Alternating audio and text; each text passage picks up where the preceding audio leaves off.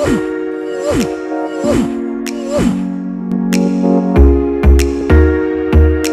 and welcome back to the Baggies Podcast YouTube channel, where of course we're giving you all the latest news, views and opinions on all things Albion. Back again with a very special video for you today. I'm going to be taking a little trip to the Hawthorns today, but not my usual match day trip to the Hawthorns. I'm going to be going to the Baggies Buddies and the WBA Hawthorns hub, set up by the Albion Foundation, to take a little bit of a chat with Ally Robertson, who's going to be telling some fantastic stories and also giving us a bit of an insight into his career. Obviously, this group is set up, a bit of a chat, a catch-up, and a bit of a chat with former players. Obviously, if you live alone, this is a great thing to come to and things like that. So I'm going to be taking a little look at that meeting with Ally Robertson, getting some footage and getting some interesting clips from that meeting and that little interview between John Homer and himself. And then I'm also going to be taking a little bit of a trip around the Hawthorns. They've been lucky enough to be able to show me a little bit around the Hawthorns, maybe a little pitch side view. So there'll be footage of that in this video as well as some fantastic stories from Ally Robertson. But yeah, let's get going. Let's get to the Hawthorns and let's see how we get on with this fantastic opportunity. Let's get straight into it. But before we get into it, make sure you subscribe. This will be a massive amount to me if you were to subscribe to the Baggies Podcast YouTube channel, heading for 1,000 subscribers by the end of the year. But yeah, let's get straight into this and head to the Hawthorns.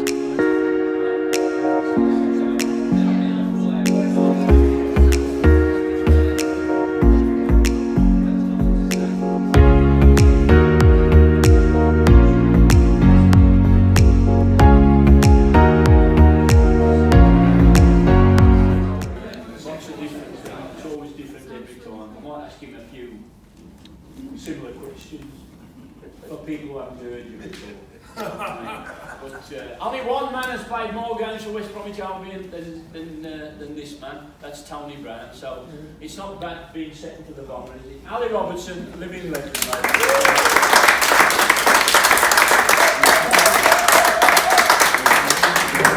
But last night, a couple of milestones.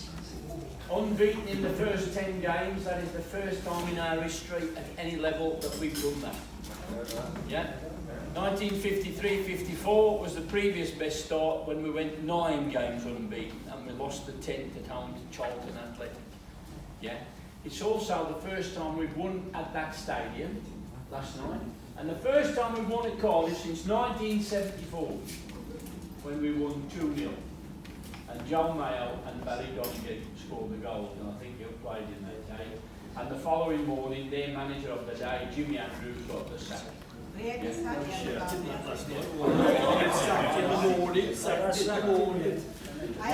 it. That was a season before. that was when I was at Wolves. Oh, when you was at Wolves.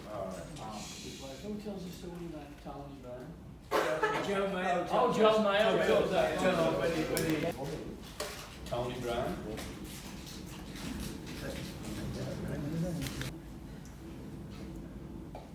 You see, he has to check things. You don't know it all. I do. He didn't talk to me, he didn't say anything. And Dougie had a few little things, and I said to him, for God's sake, Dougie, you better get tighter. And he looked at me and went, don't you tell me what to do. And then from then on, we just went backwards and we 7-0. It was absolutely, come off the field more or less crying. And I phoned my dad up on him, and I says, what on earth happened? I says, Dad, you were useless. Every one of us was useless.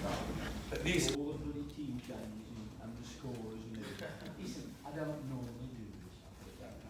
I'm sorry. And he'd written all the scorers in his handwriting. His name was Speakman. Right. And as I say, he was a Building up thing, and they scored 2 beautiful goals. And George played, didn't he? Yes, it was just how many they want to score. Yeah. Hurry up and finish. Yeah. Which is a bit different because I thought that one was I always do. Slaven and his mate. Cheerio. Easy tickets home. That was an example. When you look at us, we were so lucky. When I joined the Albion in 1915, there was 16 of us all staff. It was one of those that would tell you everything and this, that, whatever. And then once I did sign.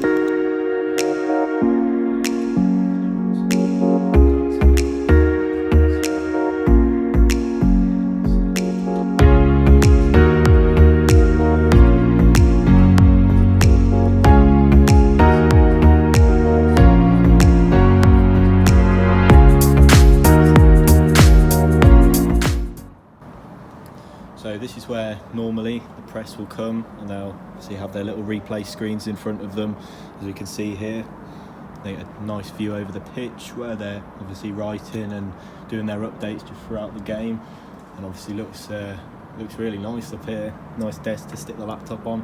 Yeah, this is where they get their view of the game and obviously keep up with all their reports. And very spacious and nice, comfy seats. Certainly comfier than over in the East Stand, just over there, which is where obviously you see the matchday vlogs from, which is where I sit.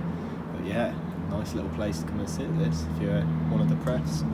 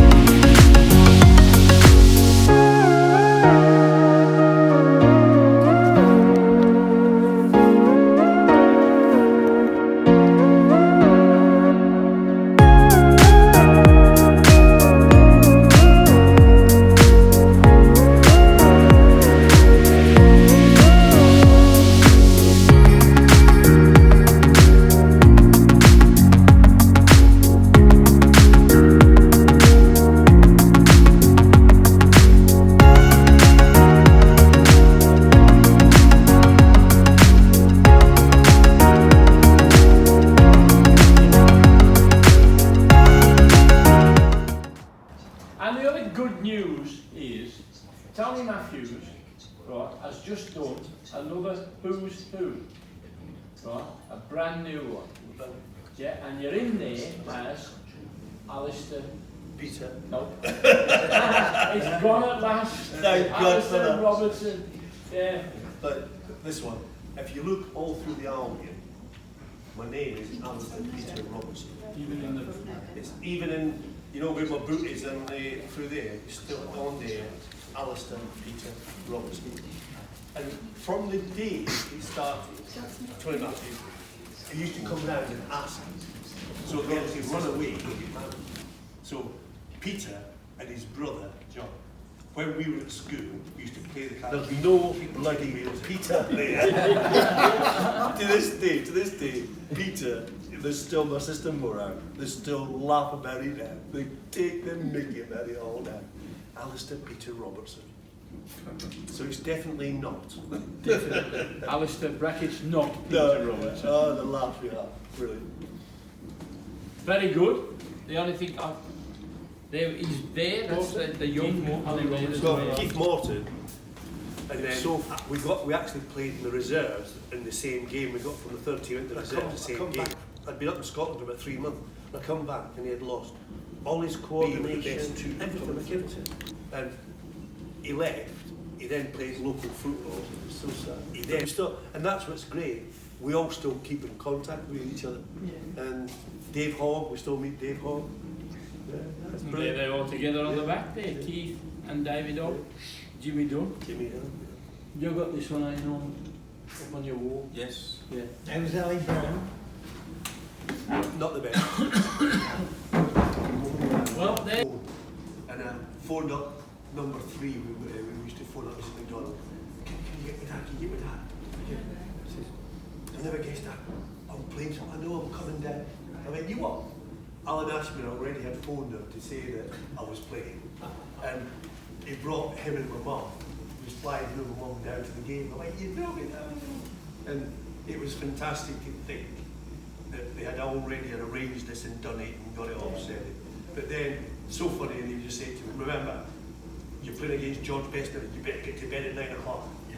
Yeah. So, got to bed, 17 in a month. I was 9th of September, I was 17, and this was the 24th of, 23rd, 24th? Because I was the 24th, because I was gutted. 25th, October 25th, I was gutted, because Saturday, we played that, and it was my dad's birthday on the Monday. Anything.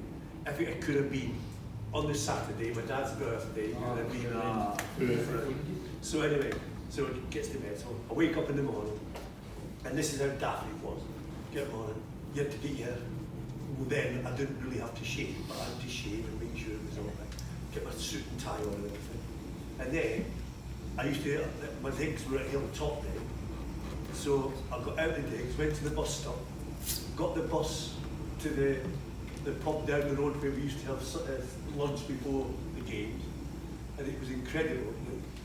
Can you imagine somebody in this day and age making the debut and getting the 75 bus to the ground to do it? So then we all had the team talking and the thing, and come back to the game, and this is the little bits that I couldn't understand. And I'm there, I wasn't that nervous. I've never been a nervous person, so I wasn't really that nervous. But the bits that I couldn't understand were, I'm there sitting trying to get all the stuff ready and everything getting ready. Astor's got the telly on, watching the racing. And they're all watching the racing on the telly. And I'm thinking, what's happening here then? We're going to play a game, and we're going to play against George Best, Bobby Charlton, Bobby Styles. And there's Astor playing. He says, all right then. To be fair to Bobby and that, Bobby Hope, he told me, come on, just play your game, do whatever you've done before, don't change anything. And to be fair, John Kay, who to me was my hero, he was the same. He just says, just get out there and just do the same as what you've been doing. But you think, hold on, I'm playing against the reserves. They're just normal people like me. We're playing against George Best, Bobby Charlton, all the top players in England, and like you're thinking, Jesus. But I always remember Bobby says, always remember, your first touch is the most important thing. And I got my first touch, my first tackle was against George Best actually, and I won the ball, but I gave it away, but I won the ball. And that don't have to make you feel, then it just lifts you up that little bit. And the whole game, I played really, really, really well. And the one pass I just wish I could have just made a little bit better was to Krzyzewicki. Oh yeah. We were winning, and it was late. And I'd won the tackle and I'd gone through, and Nicky Krzyzewicki was the fastest bloke you could ever wish to meet. And I tried to whack the ball just round the side of him, and their defender just got it. Because Nicky would have beaten him. He would have been away in a way, and that would have been fantastic. But to see it on telly and to do it on telly, and what was great, the interview with Matt Busby, he actually says that was the best he's ever seen a youngster make a debut. And like, for that to be said by him, you think, Jesus Christ, you can't believe it. But it was just great to be part of it. And you don't realise that when the game finishes and you're there, and my mum and dad went back to Walsall because they were in the county hotel in Walsall, and we watched the game on the telly game. And like, you think, you don't realise that you see the crowd, 45,000, and like, I was one of those, and this again, my dad was brilliant for it. He says, now remember, when you go out, do not look at the crowd.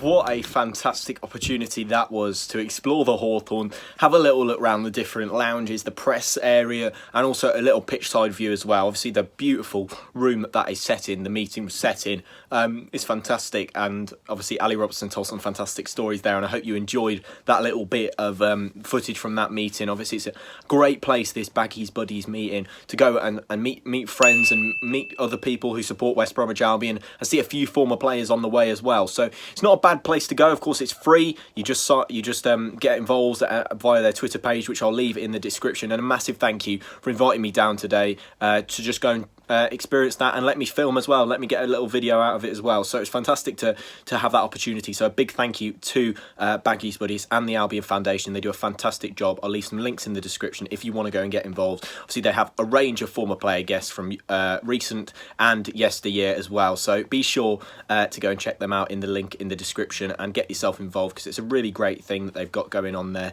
and a really great thing going on with a fantastic view of the Hawthorns pitch as well. But that does bring me to the end of this special video. Thank you for watching, and thank you for getting involved. Leave your comments down below, and also be sure to subscribe. Of course, heading for 1,000 subscribers by the end of the year, as I mentioned. But that does bring me to the end of the video. Be sure to subscribe, and I'll see you in the next one. Goodbye.